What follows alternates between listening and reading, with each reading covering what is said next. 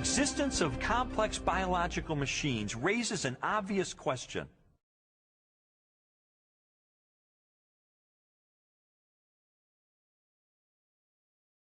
If natural selection wasn't the agent of their construction, then what was?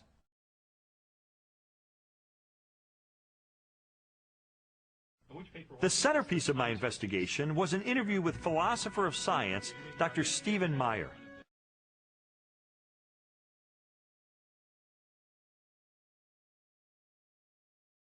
Meyer, who holds a PhD from Cambridge University, brought me face to face with the most efficient information processing system in the universe. The DNA molecule and its language of life.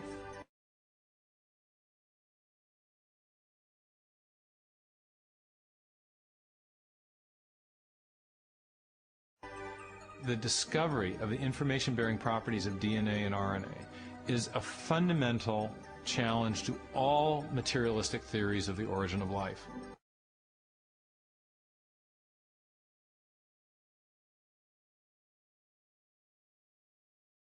Neo-Darwinism and its associated theories of chemical evolution and the like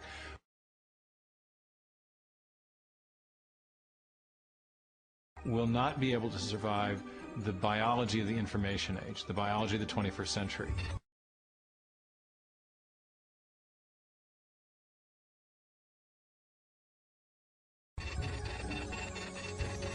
Meyer's conclusions are based upon his understanding of the DNA molecule.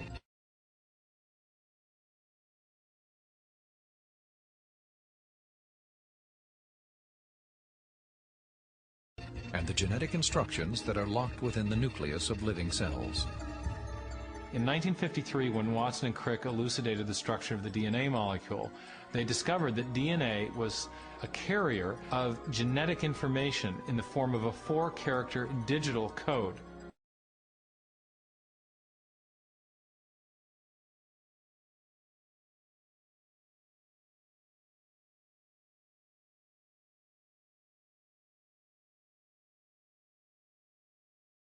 That is to say that DNA functions like a software program.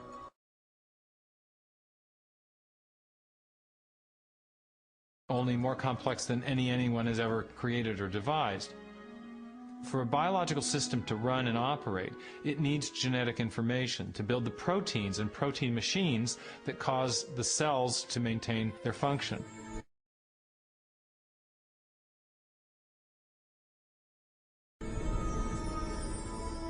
This information is stored in a precise arrangement of 4 chemicals that scientists represent with the letters A, C, T, and G.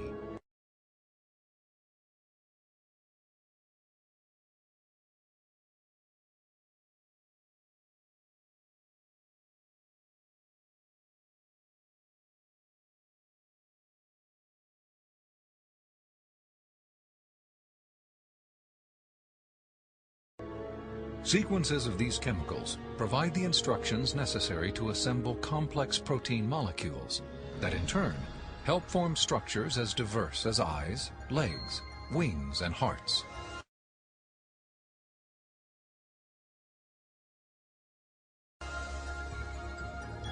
This code has been called the language of life.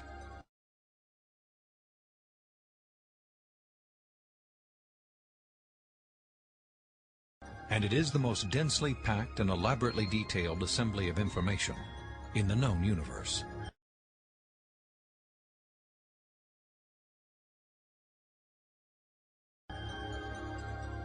Geneticist Michael Denton has estimated that the amount of biological information necessary to build all of the proteins in all of the species of organisms that have ever existed on planet Earth could be held in a single teaspoon.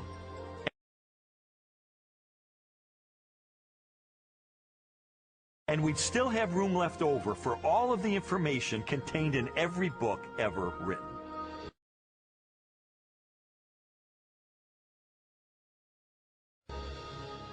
The more I learned about DNA, the more I understood the significance of what Stephen Meyer called the most fundamental question facing biology today.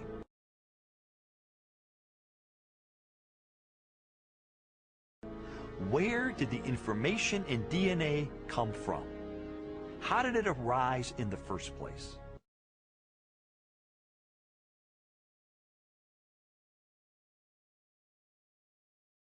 Well, lots of people have wanted to explain the origin of information by reference to the laws of physics and chemistry, or by reference to the chemical properties of the constituent parts of the DNA. But that would be like saying that you could explain the information in this morning's New York Times headline by reference to the physics and chemistry of ink bonding to paper.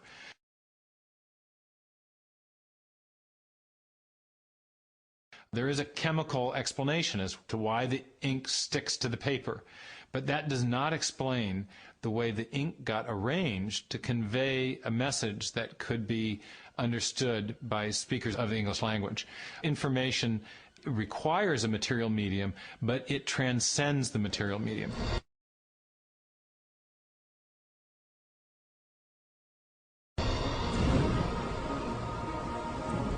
An explanation for the origin of the genetic instructions needed to build the first life is the holy grail of 21st century biology.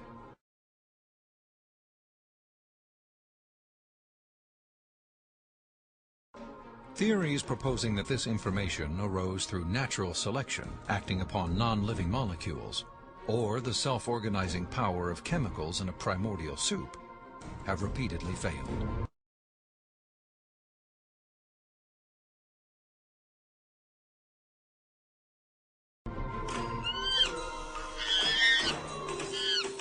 Even time and blind chance, the oft-invoked saviors of implausible biological scenarios, have fallen far short as accounts for the source of the instructions in DNA.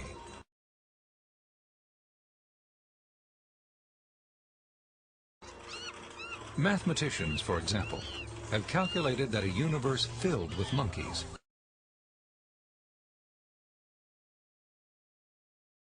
Is a monkey in there? Hey, What? it's not a monkey. typing relentlessly throughout the oldest estimated age of the cosmos, would have no realistic chance of producing Shakespeare's play Hamlet.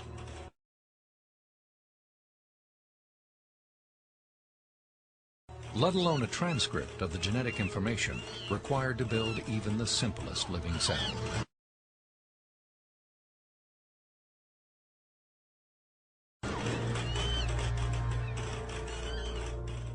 Based on our uniform and repeated experience, which is the basis of all scientific reasoning about the past, there is only one known cause for the origin of information.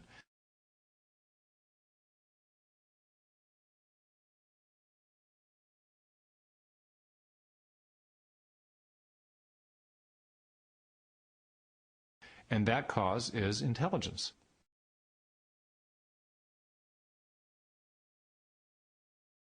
Whether we're looking at a hieroglyphic inscription, a section of text in a book, or a computer software,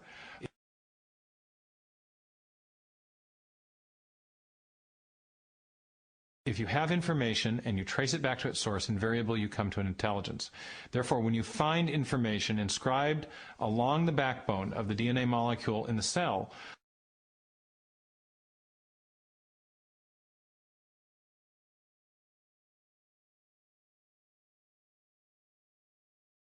the most rational inference, based on our repeated experience, is that an intelligence of some kind played a role in the origin of that information.